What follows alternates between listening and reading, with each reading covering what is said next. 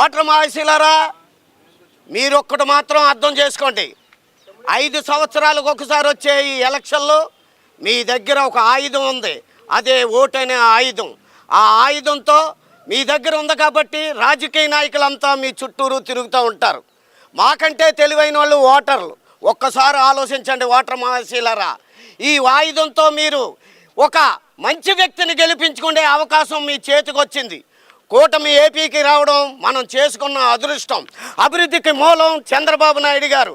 ఆకలన్నా అన్యాయం ఉన్నా సరే ముందుండే వ్యక్తి పవన్ కళ్యాణ్ గారు. వీళ్ళిద్దరికీ తోడుగా కేంద్రంలో మోదీ గారు ఉన్నారు.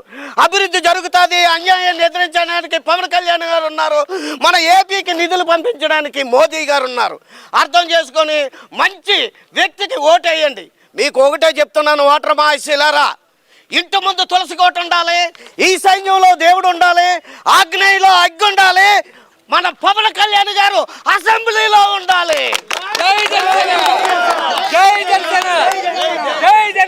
ఓటర్ మహాశీలారా, చర్చిలో యేసుప్రభు ఉండాలి, మసీదులో అల్లా ఉండాలి, తిరుపతిలో వెంకన్న బాబు ఉండాలి, మన అసెంబ్లీలో పవన్ కళ్యాణ్ గారు ఉండాలి.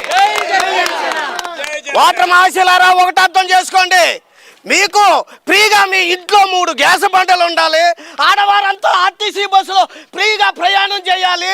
ఇవన్నీ జరగాలంటే అసెంబ్లీలో పవన్ కళ్యాణ్ గారు ఉండాలి.